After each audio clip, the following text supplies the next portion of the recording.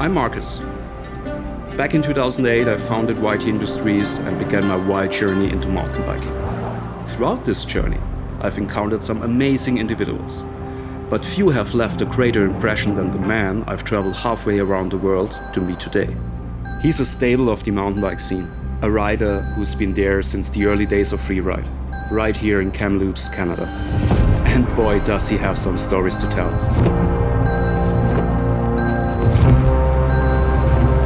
I'm talking about mountain bike Hall of Famer Brett Tippie.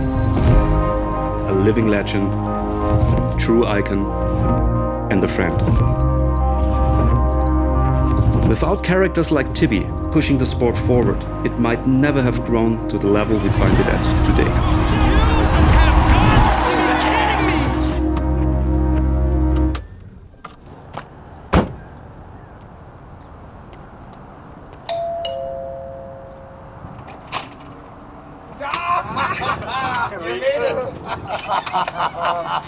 Good to see you, bro. You as well. Oh, awesome, man. Welcome to Kamloops.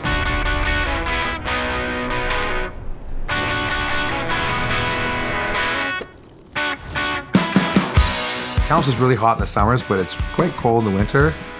It's a desert here. It's one of the only deserts in Canada. So we're in the strip where we have cactus and rattlesnakes and sagebrush. So it's very cool, very hot. With really good light for shooting, and the dust makes explosions when you shrub a turn. So it's like dynamic looking, and it looks like you're skiing powder when you're carving it up through these big mountain slopes. There's a whole bunch of different factors that combine to make Kamloops a mecca of mountain biking. This is the house that I grew up in here in Kamloops. My parents bought this house in 1977. Moved here from Texas, actually. I lived in Canada all my life, but lived in Texas for 1 year. And my parents couldn't decide where to live with them, and they found Kamloops. They're like, this is it. A lot of good memories, you know? Out here in the garage, a little blast in the past. My dad's mountain bike that he got in 83, I think it was, or 82. This is what I used to ride steep lines on. I wish I could send this back in time to myself when I was riding these and show up with one of those and go, hey, let's go for a shred, boys. It'd be pretty funny. I can remember my first mountain bike. I saved up for 2 years and I bought a Kuwahara. And it was a giant purple bike. It was heavy and steel and I loved it. This is the birthplace of freeriding right here.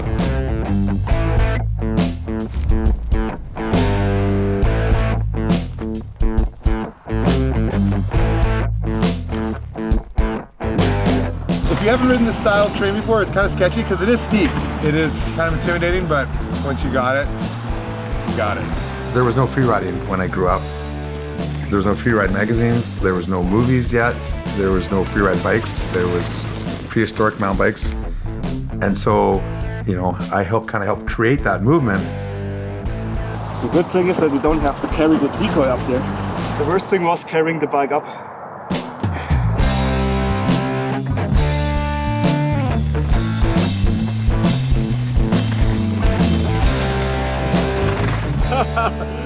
What the fuck, it's more sliding than riding, but I love it. I think Kamloops was a major proponent in freeriding because of the terrain. Like I said, it was a lake before and now there's a river, but there's all these sediments of clay down low. So you can try gnarly steep lines and if you crash, you get dirty. You're not going into the sharp rocks or sticks and roots that'll, break you or cut you. You can try gnarly things and the consequences aren't so bad if you crash. Oh, good. Yeah, a little soil sample. Smells dirt, still tastes like the best dirt in the world. I think it really lent itself to people pushing it, not just in mountain biking, but all these different sports. There's athletes that have been in the top 3 of every different action sports there's ever been. At some point, someone's been up to the top, sharp end of the stick. There's just been so many fantastic riders that have come here, and people come here from everywhere else to ride here and film segments and whatnot. So this is a special place. So we woke up this morning at 5 to be here at 6, but we had to wait for Tippie. It was 1.5 hours late. But finally he showed up and we had some proper fun. Oh, that was fun. Yeah, cool to visit some old school spots from the 80s. It's old school, but still kind of gnarly. They don't want to fall off the cliff. I'm allergic to death. Do you know that diarrhea is hereditary? It runs in your genes. And did you hear about diarrhea awareness week? Starts on Monday and runs till Friday. It's going to a whole day like that. With friends like that, who needs an enema? Did you hear about the guy that went to the doctor and he goes, Doc, it hurts when I do this, it hurts when I do this, it hurts when I do this. And the doctor says, well, don't do that, you have a broken finger. Did you have a lot of trouble here when you were kids with others, or Yeah, was it kind of mellow? No, it was pretty rough. A lot of fighting. You know, just like a tough mentality of like ranchers and loggers and miners and, you know, pretty blue collar. I wasn't much of a scrapper, I was a lover, but I had some fights. But I had some gnarly friends, like my big buddy Jimmy Leonard, who all had gnarly friends and no one messed with us. So take a left here.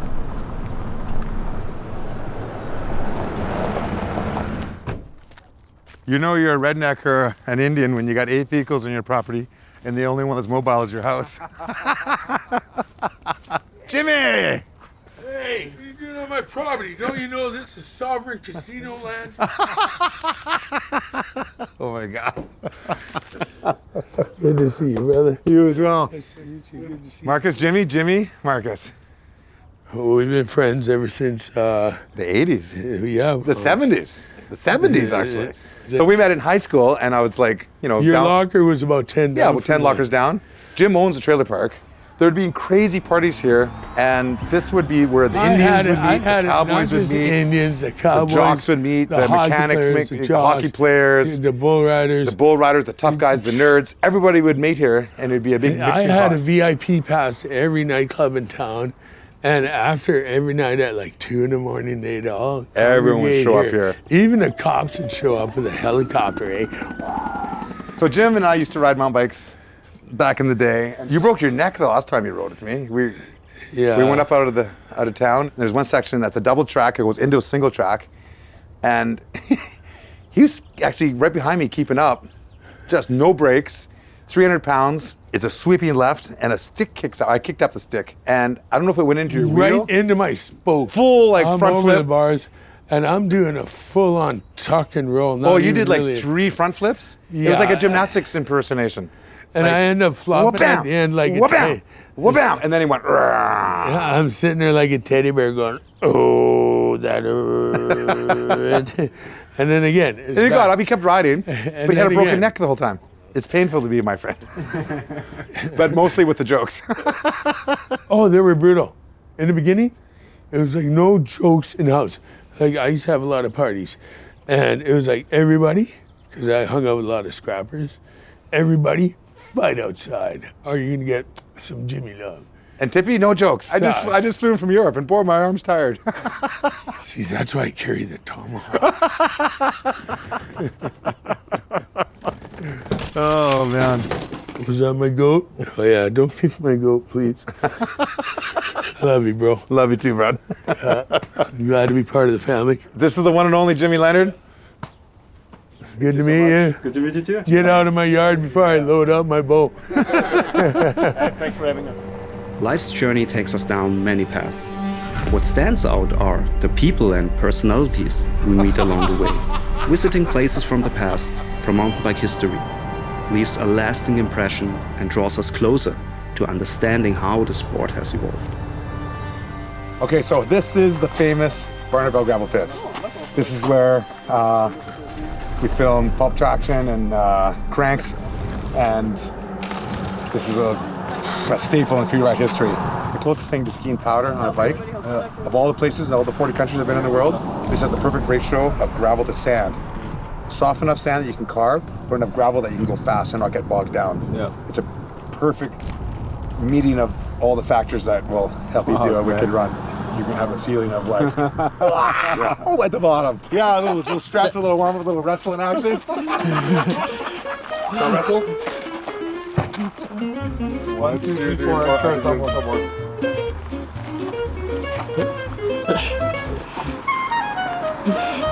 Oh, I almost got you.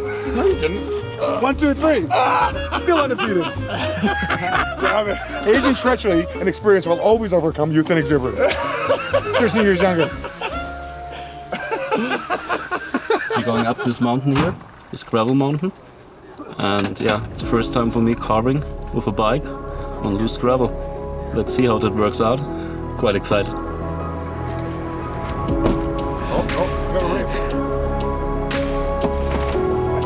Yes! Ah!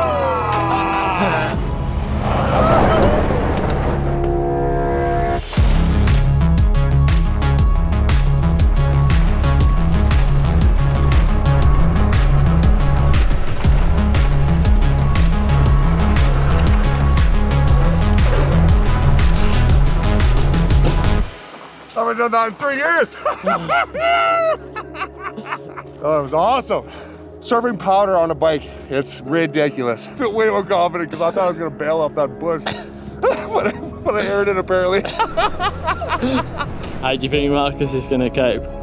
Oh, we'll see. I think he's kind of nervous, but Brett's giving him the most pointers he can give. But Brett's been doing this for 40 years, so hopefully he doesn't fall.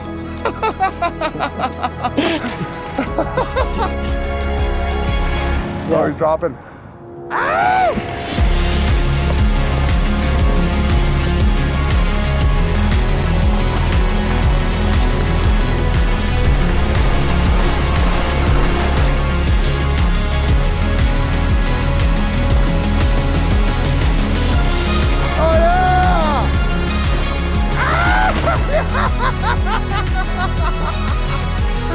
Oh my God!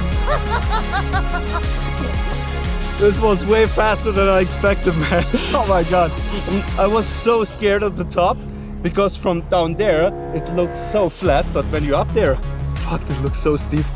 And when I saw how fast he went in front of me, fuck, well, this was quite an experience. Got it. Yeah, man. Woo! Yeah!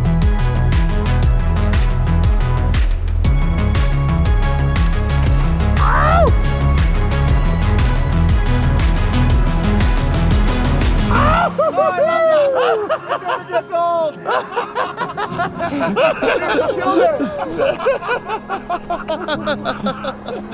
How fun is that? I went off the pedal one time. I was like, what the fuck? Oh my God! I was slippery like that. Right. You got a big silencer right at the beginning?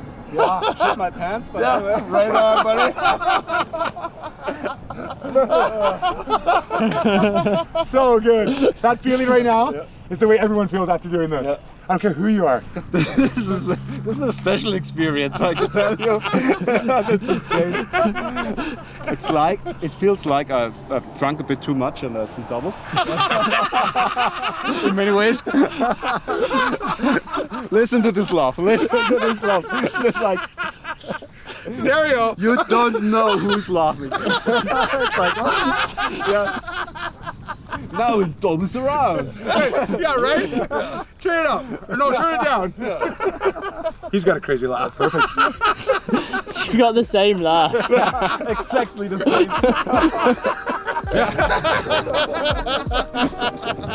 Who has the loudest laugh? I actually think, Brett's gonna kill me for this. I think Jake does. And they're so competitive about everything.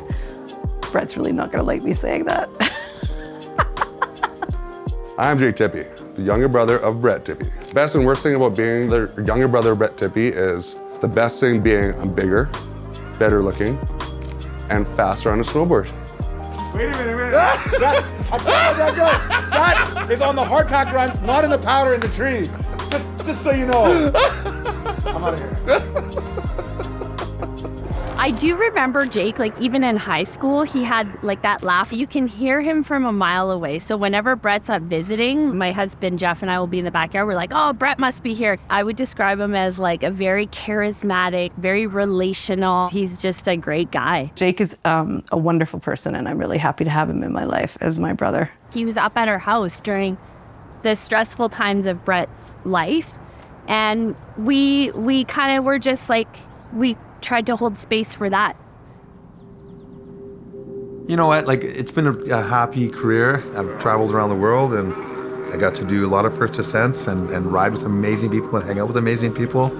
And it's been a dream. it hasn't all been a dream, you know, like at one point I was doing the biggest airs in the movies, and at one point I wasn't. All of a sudden there's some younger guys come up, and then they started going bigger than me, and I'm just like looking at these guys going, I'm not gonna backflip off a cliff, you know, like I don't think I can do that. And it kind of like was tough not to be the man anymore. I went through, you know, some hard times dealing with that, and at one point I just kind of like started partying a bit heavy and harder, and I'd always, you know, pretty clean living dude. I never did any hard drugs, and I actually tried some hard drugs, and I thought because I had a really strong mind, I thought I could try it. I was like of the mind, try anything once. And I have a strong mind, I'm gonna step over the line to the dark side, check it out and come back. But what I didn't realize is that your dark side has just as much willpower as you do. After a while, I wasn't partying anymore, and it was basically just debauchery, and I was just poisoning myself. And I lost my passion for riding, I lost my passion for snowboarding, and I became someone else. And it's pretty embarrassing. I'm like, I never thought I would go and do anything like that. It's like a nightmare now. It's like I was possessed by myself, by my dark self, and there was like an overlap of the dark side over the light side and everything that I saw. And it seemed so nasty and ghetto at the beginning, but as you got used to it and I hung out with gnarly people, it became normal. And that's what kind of freaked me out. And my mom's a nurse, my dad was a teacher, and they were like upstanding, very, very good people. And I was like, I ruined my family name for a bit. I was not being who I was meant to be. And at one point I was just like, I don't want to do this anymore, but I couldn't stop it because I was addicted. It's so powerful. It's so powerful. I fought for years. I disappeared. I hid from everybody. I hid from my parents. I hid from my friends. I hid from the TV crews that I worked with. I hid from everyone that I ever knew from the good side. I was wasting my time. And you know what? I think the most valuable thing you have in the world is your time. Your time is like, whether you're rich, whether you're poor, whether you're middle class, whatever you're at financially, your time is more valuable than anything you have. And I remember back to when I was younger, I said, what do I want to do with my life? Like, what am I going to do? And I said to myself, what would I do if I was a multi-billionaire? If I was a multi-gazillionaire? I want a mountain bike and I want to snowboard. And I want to teach other people how to snowboard and share those experiences with them. And so I just started doing that and made everyone else work around it. But then all of a sudden I wasn't doing that. I was doing this other thing. And I was lucky enough that my mom and dad loved me very much. And even though I was in my 30s now, they never stopped looking for me, and they would pull me out of some very bad places, and I would get healthy, and then I would screw up again. And it's so hard. It's so hard to be sober when you have this thing, this beast on the inside. Eventually it started sticking more and more. I got sore, more and more sober. And then I went to rehab, and actually I went to Crankworks, and I was lucky enough to meet this beautiful girl, absolutely beautiful girl. And she was so funny, so quick. I met him in a party situation, which seems, really perfect way to meet him. Larger than life. I had actually been mountain biking for years and years, but moved to Europe for 10 years to work in the Vancouver film industry. And so when I came back, I had no idea. I missed the whole Freeride movement. I had no idea who he was. I just saw this big face floating across the crowd who wanted to come and say hello to me. And I was instantly taken by that big smile and that really warm personality. And we just hit it off. We just started, trading jokes and having that banter, and, the night went quickly, and that was how it was, yeah. She actually asked for her number after an hour of knowing her. I'm like, I might never see you again. Like, I really like you. Can I have your phone number? She's like, sure. So she gave me her number, and I put it in a little special pocket in your jeans. And I went partying with Andreo and Robbie Borden was there, and all these old slope stylers from back in the day, and we just got wasted drinking. I wake up, I'm like, what a night. I was still drinking at the time. And I went in the pocket for that number, this girl Sarah that I met, and I pull up the number, and I'm like 778, it was all just folded and ripped apart and balled up and had beer all over it. And I was like, no. And then a month later, this new thing called Facebook started up. And I'm like, oh, I've done MySpace before. I'll try this Facebook thing out. So I tried it out. I signed up. And all of a sudden I get a direct message. Hi, it's Sarah. We met at Crankers. Do you remember me? I'm coming up to Kamloops to go mountain biking with my girlfriends. Is Greenstone Mountain a good place to ride? I'm like, oh, yeah, it is, totally. So we went and had a first date. I hadn't ridden for years. How was Brett's riding? It was rough.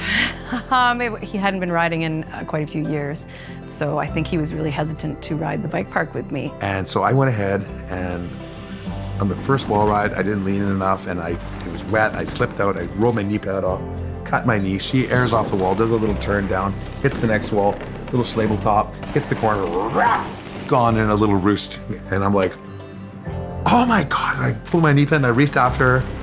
Eventually she waited for me somewhere, and I come up sweating, bleeding, and she's like, I thought you used to be a pro or something. And I was like, you know what I said? I used to be Brett Tippie. You know, I did wait for him a fair bit that time, but I think it sparked an interest, not only in me, but for him to get back on the bike and get back to the things that he loved to do. So we made a date to go on a second date on the North Shore, and I went and rode all that week. And this time when I went and rode with her, she schooled me again. It was like black diamond, and I was looking where I didn't want to go, the sharp rocks and the roots, and I was just like, who is this girl? And we just started riding all the time, and I fell in love hard. And yeah, she had friends that all rode, and I got back into the bike scene, and then all of a sudden she was pregnant. It was amazing. And I'd done all these months, 7 months sober, and I introduced her to my parents, and then they went on holidays to go to Mexico for a holiday, and then we went come up here to Kamloops, and when they came back from Kamloops, we got a call before they came back, and my dad had had a stroke, had a heart attack, and died. And me and my brother are like, what? And I lost my dad. And we all lost my dad. So my wife was lucky enough to meet him, and it was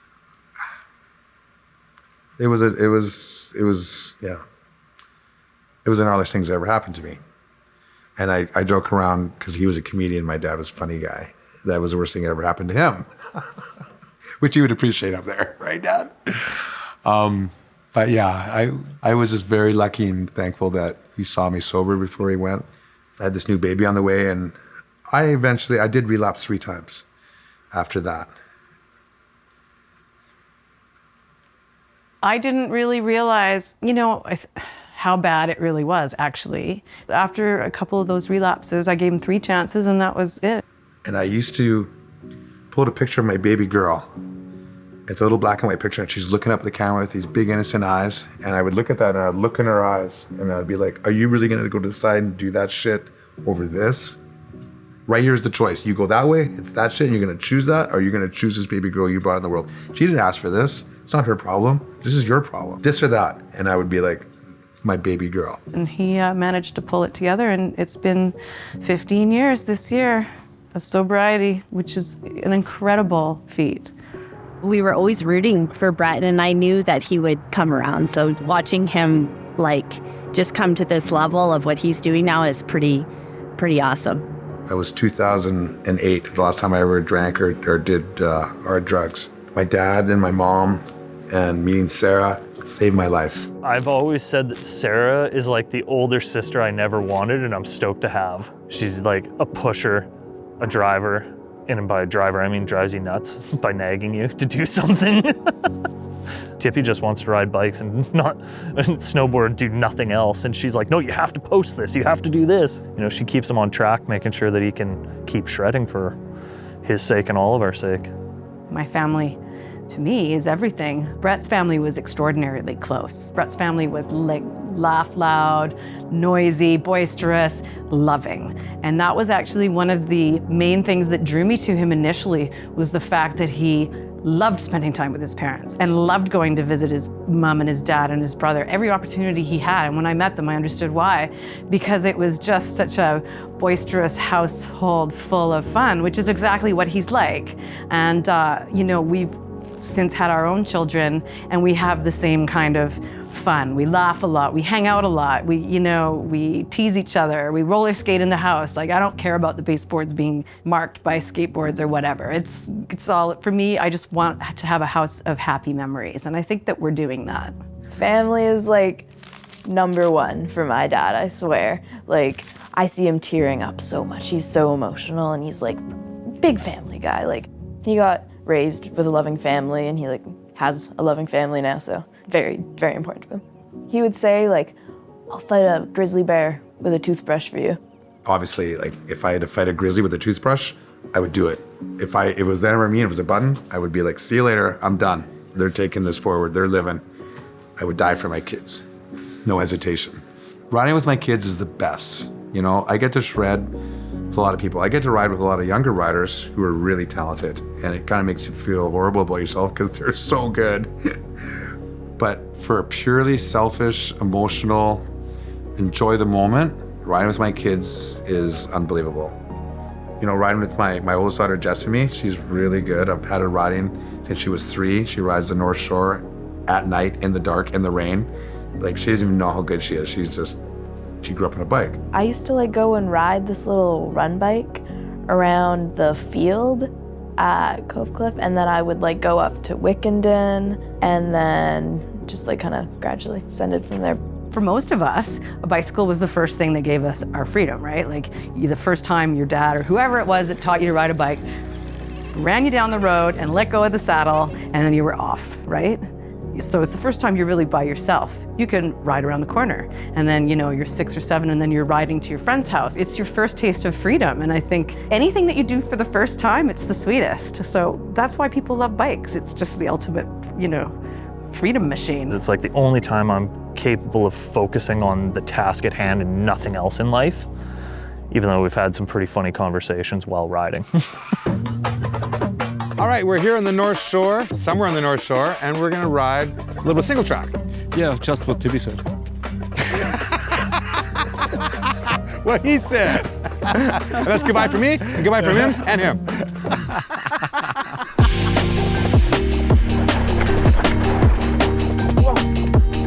Too fast. Right.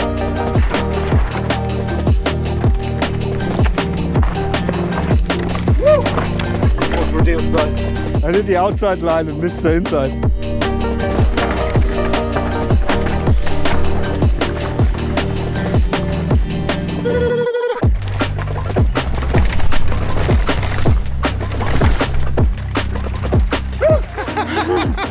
Bear? Bear, where? Hello.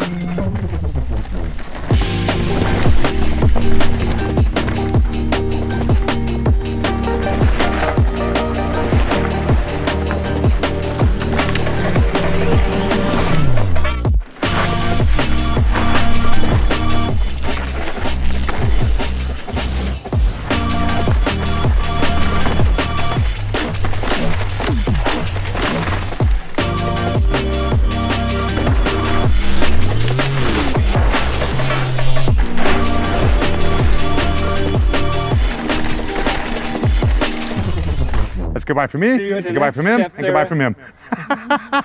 Thanks for tuning in. We'll see you next time on Living Uncaged with YT Industries.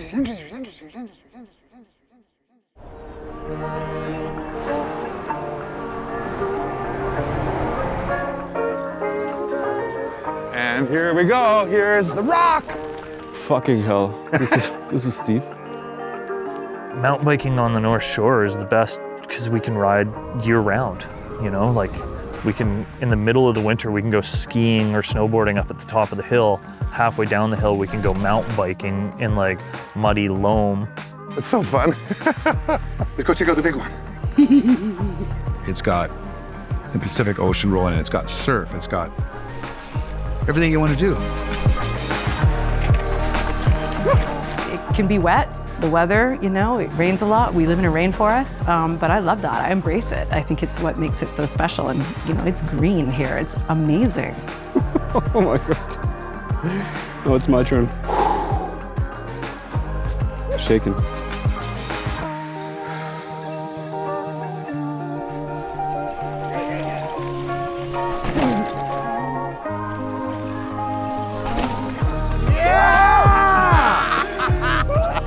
was insane. Fuck. Come on. There's one rock in the run out. Okay. Wow. I get it. Oh, Nice. yeah. I'm in between songs. Man. Oh, yeah. Let it roll. Just roll right down the middle. Yes. Yes. Yes. And let it go. We have trails right outside the door, and we have 3 local ski hills you can ski till 10 o'clock at night every day after school for the kids. And then we get down to the ocean. We can go kayaking that night, or scuba diving. And then we finish all that up, have dinner, and throw the night rider lights on and go out for a night lap. It's, what isn't there to love about the North Shore? Well done. Yeah.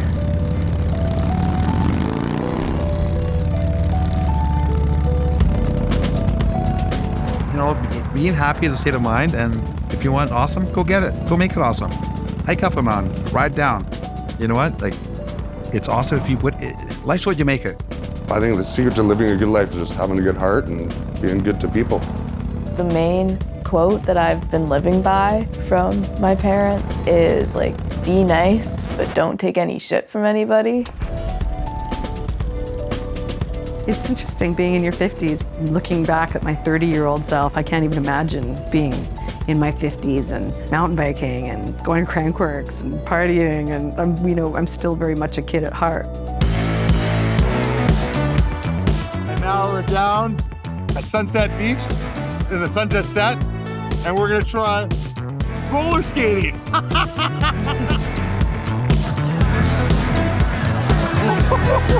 Life is what I want to make it, and I want to make it awesome. So I'm going to go ride my bike and snowboard and tell some jokes to people and hang out with my family. That's what makes me happy, and I like making other people happy. And when they're happy, I'm happy. So it's just kind of like a good thing. Nothing should be limited. Do what you want to do. Who cares what, if I'm out there wearing a tutu roller skating and I'm 52, who cares? It's my business. It makes me happy. Yeah, dog! Tippie's story resonates with me. It's one of overcoming demons and rising to challenges, however impossible they may seem, and never forgetting the things that really matter, the things that allow you to live uncaged. I was going to keep charging, and day by day, living uncaged. I want to live uncaged, but I want to be behind bars forever. Yeah, Markus.